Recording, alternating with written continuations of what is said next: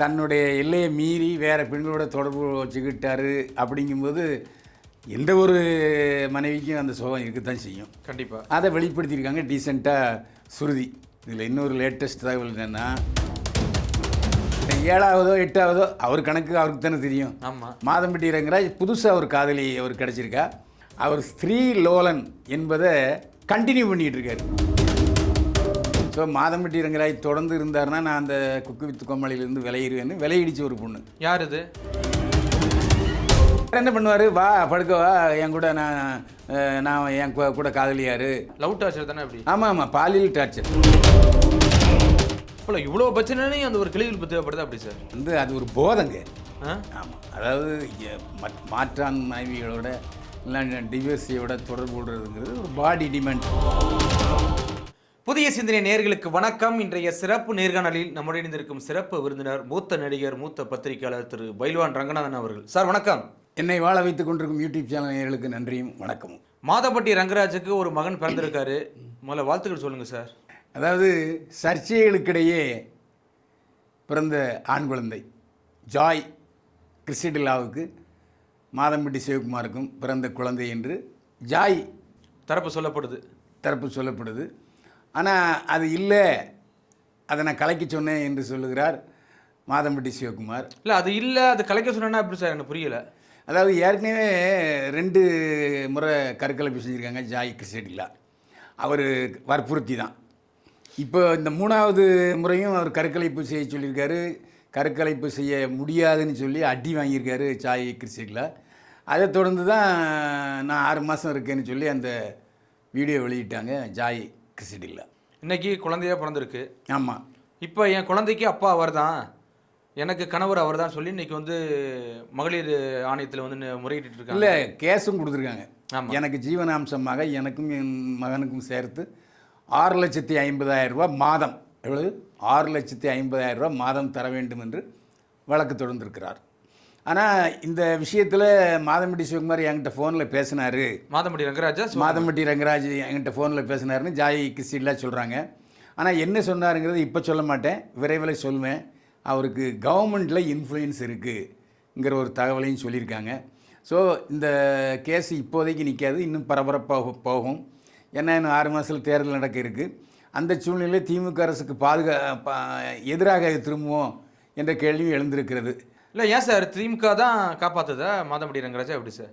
அதுக்கு ஒரு உதாரணம் என்னென்னா, நிகழ்வு சென்னை தமிழக அரசு சார்பில் டெல்லியில் பாராளுமன்ற உறுப்பினர்களுக்கு ஒரு கேன்டீன் இருக்குது. ஆமாம், அந்த கேன்டீன் உரிமையை மாதம்பட்டி சிவகுமாருக்கு கொடுத்துருக்காங்க. மாதம்பட்டி ரங்கராஜுக்கு கொடுத்துருக்காங்க. அது டெண்டர் இல்லாமலேயே சட்டவிரோதமாக அவர் கொடுத்துருக்காங்க அப்படின்னு ஒரு புகார் எழுந்திருக்கிறது. ஆமாம், அந்த அடிப்படையை வச்சு பார்த்தோம்னாக்கா திமுகவோட தொடர்பு இருக்குது மாதம்பட்டி ரங்கராஜுக்குங்கிறது தெரிய வருது, படிச்சுன்னு தெரியுது. ஆமாம். இப்போ 6 லட்சம் கேட்டிருக்காங்களா சார்? எப்படி சார்? 6,50,000 ரூபா. அதாவது ஒரு சாதாரண ஒரு பெண்ணுக்கும் அவருடைய குழந்தையும் பார்த்தீங்கன்னா ஒரு 2 லட்ச ரூபா போதும். ஆனால் இவங்க லக்ஸுரியாக வாழ்ந்தவங்க, ஆடை காஸ்டியூம் டிசைனர் இருந்தவங்க. இப்போ வாடகைலாம் அதிகமாக இருந்திருக்கும். அதனால் கணக்கு போட்டு 6 லட்ச ரூபா கேட்டிருக்காங்க. அது வெளிப்பார்வைக்கு என்னடா 6 லட்ச ரூபாய்க்கு தேவை என்ற கேள்வியும் எழுந்திருக்கிறது. இப்போ மகளிர் ஆணையத்தில் இப்போ இன்னைக்கு தீர்ப்பு சொல்ல போகிறான்னு சொன்னாங்க சார். அதாவது இன்று. ஆனால் இன்னைக்கு காலையிலே பார்த்தீங்கன்னா குழந்தை பிறந்துச்சு, விடிய காலம் 4 மணிக்குன்னு நினைக்கிறேன். ஆனால் நேற்று ஒரு வழக்கு போட்டிருக்காங்க, எனக்கு 6 லட்ச ரூபா ஜீவனாம்சம் வேணும்னு சொல்லி. என்ன தசை நடக்குது? அதாவது மகளிர் ஆணையத்தில் அந்த தீர்ப்புங்கிறது அமலுக்கு வராது. இப்போ நீங்கள் தொழிலாளர் நல கோர்ட்டுன்னு ஒன்று இருக்குது. பெரிய பெரிய நிறுவனங்களில் வேலை செய்கிறவங்க கேஸ் போடுவாங்க. ஆமாம். ஆனால் அதை என்ஃபோர்ஸ் பண்ணுங்க, அமலாக்குன்னு சொல்லி கட்டாயப்படுத்த முடியாது. ஸோ அதை கேர்லெஸ்ஸாக விட்டுருவாங்க. அதேமாரி தான் மகளிர் ஆணையம்ங்கிறது ஒரு பரிந்துரை பண்ணுவாங்க, அவ்வளோதான். அதை அதனால தான் அவங்க தனியாக கேஸ் போட்டிருக்காங்க ஜாய் கிறிஸ்டிலா. ஓ, அதில் ஏதோ பேரம் பேசி முடியலையா அப்படி சார்? ஆமாம், அது சொல்லியிருக்கு. மாதம்பட்டி ரங்கராஜ் என் கூட பேசினார், ஃபோனில் பேசினார். அது என்ன டீட்டெயிலுங்கிறது இப்போ சொல்ல மாட்டேன், ஒரு வாரம் கழித்து சொல்லுவேன் அப்படின்னு ஜாய் கிறிஸ்டிலா சொல்கிறாங்க.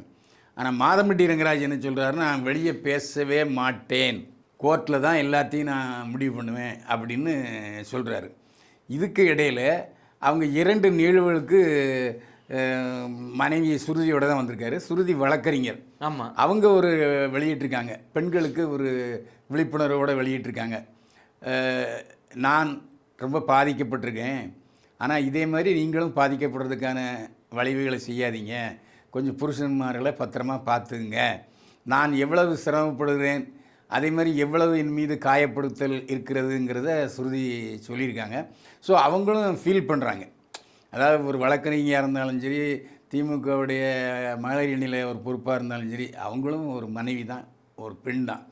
தன்னுடைய கணவன் தன்னுடைய எல்லையை மீறி வேறு பெண்களோட தொடர்பு வச்சுக்கிட்டாரு அப்படிங்கும்போது எந்த ஒரு மனைவிக்கும் அந்த சோகம் இருக்கத்தான் செய்யும். கண்டிப்பாக அதை வெளிப்படுத்தியிருக்காங்க டீசெண்டாக சுருதி. இதில் இன்னொரு லேட்டஸ்ட் தகவல் என்னென்னா, அவர் ஸ்ரீலோலன் என்பதை கண்டினியூ பண்ணிகிட்டு இருக்காரு. அது என்ன சார் ஸ்ரீலோலன்னா? புரியல. ஸ்ரீலோலன்னா விமனைஸ் சார்.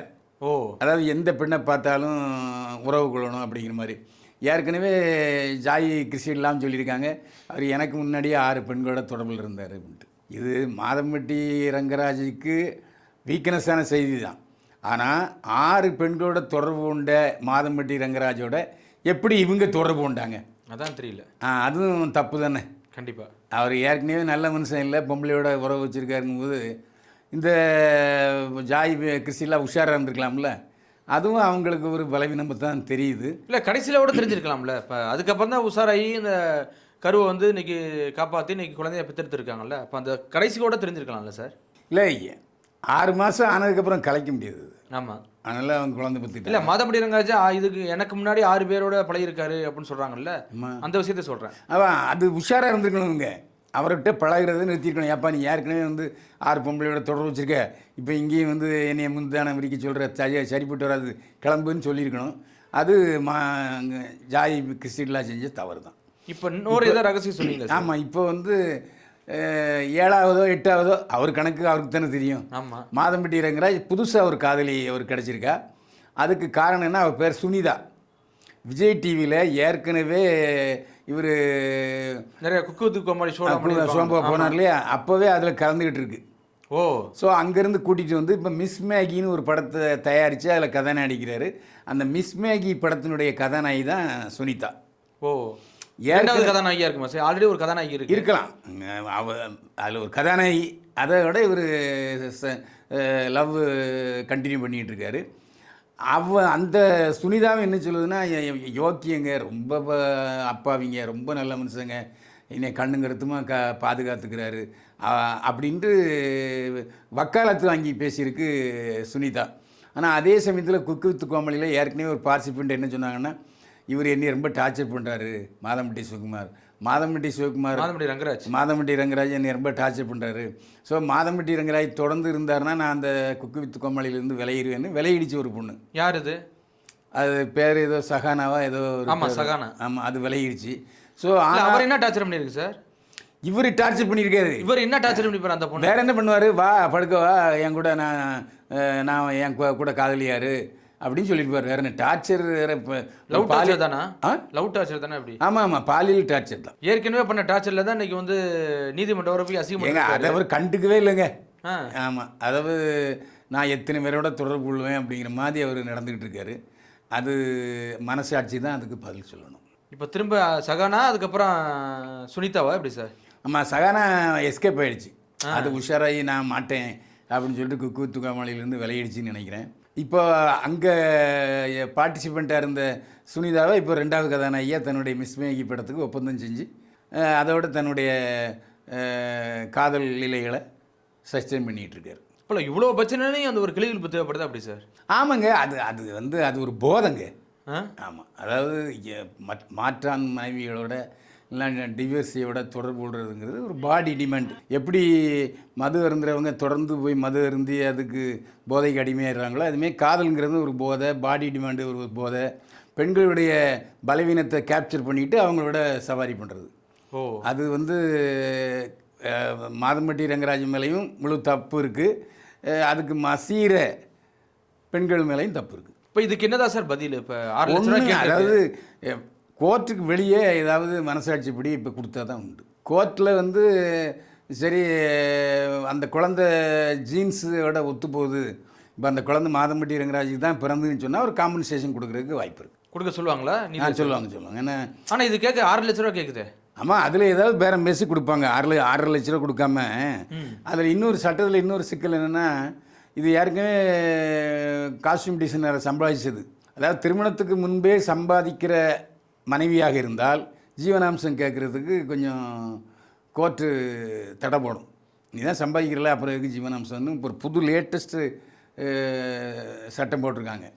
இதன் அடிப்படையில் மனைவி போதிய வருமானம் பெற்றதாக இருந்தால் அவங்க ஜீவனாம்சம் கேட்க முடியாது. இப்போ அந்த 6 லட்ச ரூபா கேட்குறாங்களா சார்? 6 லட்ச ரூபா. 6 லட்ச ரூபா இது எப்படி சார்? ரொம்ப அதிகமாக இல்லையா அப்படி சார்? ஏன்னா சமீபத்தில் ஒரு கேஸ் கோர்ட்டில் ஒரு கணக்கு போடுவாங்க. தோராயமாக எவ்வளோ மெயின்டெனன்ஸ் ஆகுது, குழந்தைகள் எவ்வளவு ஆஸ்பத்திரி செலவுங்கிற போட்டு தோராயமாக சொல்லுவாங்க. அதை கொடுக்க வேண்டிய சூழ்நிலை இருக்கும். வேறு ஒன்றும் செய்ய முடியாது. வேறு என்ன தூக்கிலே போட்டுருவாங்க.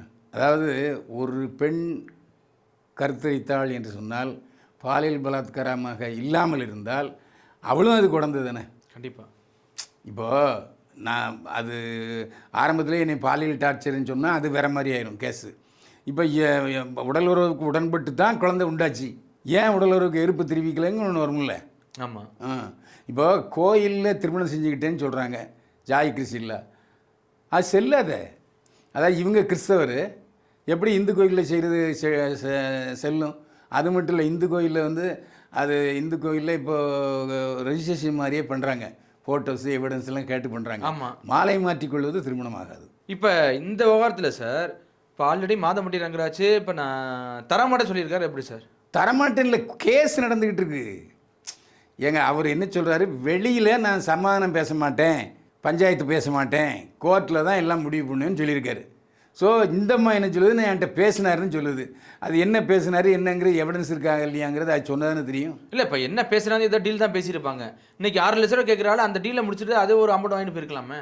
இல்லைங்க, அவர் ஒத்துக்க மாட்டேங்கிறாரு. அவரே சொல்கிறாரு, நான் கோர்ட்டுக்கு வெளியே நான் எந்த சூழ்நிலையும் சமாதானத்துக்கு வரமாட்டேங்கிறாரு.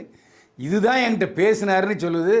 என்ன பேசினாரு என்ன விவரங்கிறத இப்போ சொல்ல மாட்டேன், நான் நேரம் போய் சொல்கிறேன்னு இது சொல்லுது. அப்புறமா அதுக்கு மாதம்பட்டி ரங்கராஜை குறை சொல்ல முடியாதுல்ல. இப்போ இந்த பிறந்த குழந்தைய டீனேஜ் டெஸ்ட் எடுப்பாங்களா எப்படி சார்? இல்லை அவரே ஏற்றுக்குவாரா? இல்லை, கோர்ட்டு உத்தரவு போடணும், டிஎன்ஏ டெஸ்ட் எடுங்க அப்படின்னு உத்தரவு போட்டால் தான் இவரும் சரி ஒத்துக்கிடுவார் மாதம்பட்டி ரங்கராஜ். இல்லாட்டா டாட்ஜ் பண்ணிட்டு போயிடுவார். அவ்வளோதான், விட்டுட்டு போயிடுவார். அப்படி சார் விட்டுட்டு இல்லை, கேஸ் நடந்துக்கிட்டு இருக்கோம், விட்டுட்டு என்ன போகிறது. அவரும் கேஸ் போட்டிருக்காரு, எனக்கு 12 கோடி ரூபா மாதம் நஷ்டம் ஆகுது அப்படி சொல்லி கேஸ் என்னுடைய பேரெல்லாம் கெடுத்துட்டாப்ல. ஆமாம், இது ஜீவனாம்சம் கேஸ் போட்டிருக்கு. ஸோ இந்த 2 கேஸும் நடந்துக்கிட்டு இருக்கும்.